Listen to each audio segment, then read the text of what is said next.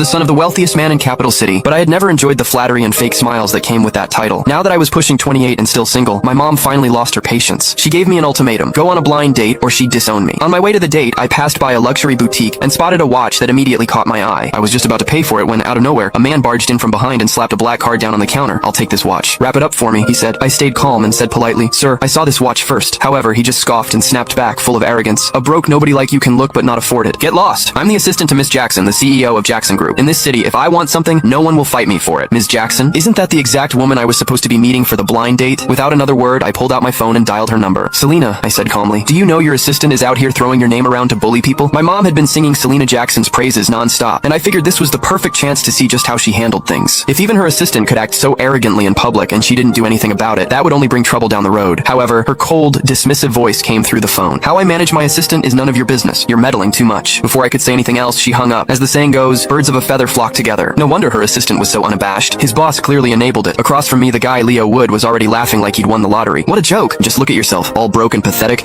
and you actually think you can cozy up to our CEO, Ms. Jackson?" I usually kept a low profile. I dressed simply, but that didn't mean I would just let someone walk all over me. Judging people by appearances is the dumbest thing you could do, I said calmly. "I'd suggest you watch your mouth or you're going to regret it." However, I wasn't about to waste any more words on a clown like him. I reached into my bag, pulled out a card, and handed it to the sales associate for her to ring up the watch for me. The associate looked at my card, then at Leo, clearly hesitant. She froze, not knowing what to do. Leo just laughed louder. "You low-life piece of trash? Are you still trying to act like you're somebody? This entire mall belongs to the Jacksons. If I don't give the word, you can't even buy a single screw in here." Then with a smug grin, he yanked the card from my hand and flung it toward the entrance. "Waving around some cheap-ass card thinking you're hot shit? I'm not falling for it. Get lost." In all my life, no one had ever dared to humiliate me like that. Leo had seriously crossed a line. Without another word, I grabbed his arm in one swift motion and dragged him to the front of the store. My voice dropped cold as ice as I ordered, "Pick up my card." The salesgirls in the store stared in shock. Oh my god, did he really just say that to Mr. Wood? Is he crazy? Mr. Wood is Ms. Jackson's right-hand man. Offending him is the same as offending her. One of the employees tried to talk me down. "Sir, it's just a watch. It's not worth angering the Jackson Group over this. Please just let him go. Yeah, you should apologize to Mr. Wood while you still can. Beg for forgiveness. It might not be too late." Leo, clearly feeding off the attention, yanked his arm away and shouted, "Get down on your knees right now, and maybe I'll consider letting this slide. Otherwise, I hope you're ready to lose everything now. I've seen everything." After years of seeing Mom threaten people, now it was my turn to be threatened. A cold smirk tugged at the corner of my lips as I turned to Leo, a dog hiding behind someone else's power. Even Selena wouldn't dare say something as crazy as that. "And you, who the hell do you think you are? Who are you calling a dog?" he snapped. I looked around. "You hear anyone else barking around here? You bastard." Furious, Leo clenched his fist and threw a punch at me. I stepped back effortlessly, dodging him completely. He missed and slammed face first onto the floor. "Wow, Leo, you really committed to the role," I said. "I call you a dog and you roll on the ground so spectacularly. I appreciate the performance." He scrambled up from the ground, pointing at me as he cursed. "You bastard! Just you wait," I warned him. "If you don't clean up that filthy mouth of yours, I'll do it for you." My mom had me trained with martial arts masters for self-defense since I was a kid. Guys like Leo, I could take on 3 of him without